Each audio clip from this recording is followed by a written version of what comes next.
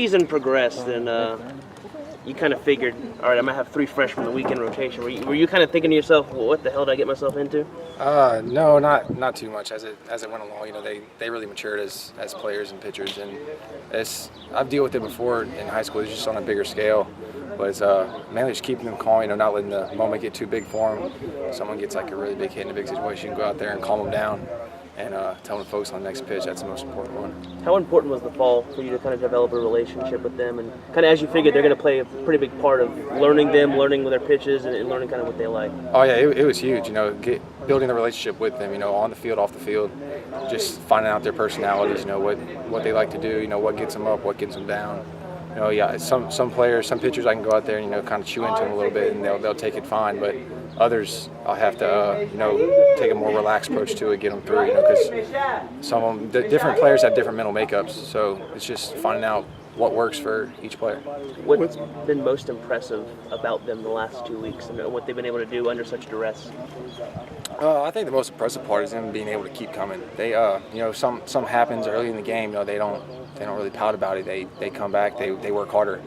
Gunner shows that a lot on the weekends. Same thing with Guillory and Wyatt. They don't want to settle for mediocrity. They fight hard to be the best, and they're doing a good job at it. With Moore, do you think his progression has been more confidence or more something mechanical or a little combination or what? Dylan Moore's progress has been unreal.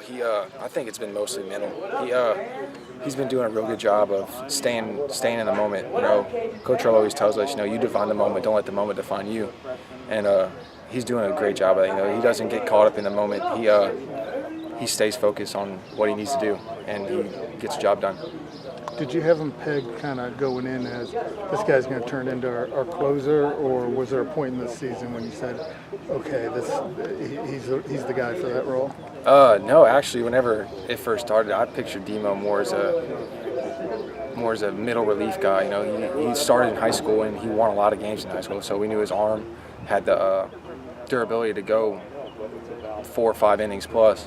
But him coming out the bullpen now as a closer, he's found that role pretty fulfilling. He comes in and empties the tank right there. He doesn't have to save up for later innings. He just goes right after every hitter with everything he has. Your best one-liner for making Wyatt Marks laugh? For making Wyatt Marks laugh. I don't know if I can say it on camera, but he sort of suggested the same. Yeah, it's just a inside joke between me and him. We go out there and it's a word. It's called spunk, and there's a story behind it, and we just go with it whenever we go out there. Last year's team to this year's team. Forget like talent and personnel or whatever, but makeup. What's the biggest difference or the biggest similarity that you see? I think the biggest difference between this year's team and last year's team is just the experience of the freshmen. Like last year, we didn't have that many freshmen go out there. We had hardly any.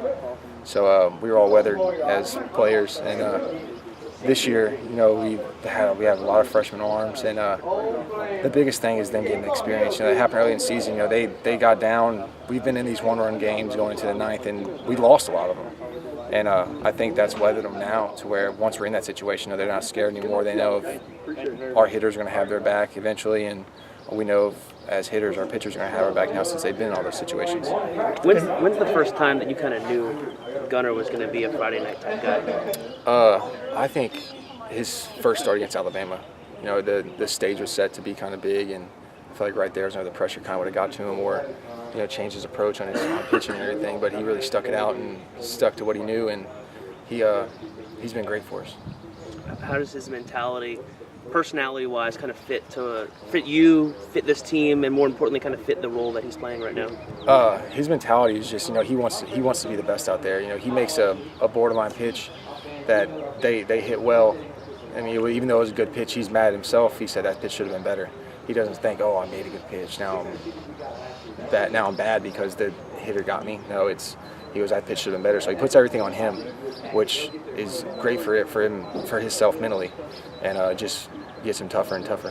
What did you guys draw from the Ole Miss Super Regional that you can maybe pull on this weekend? I think one of the biggest things we pull from it is, don't let the name scare you.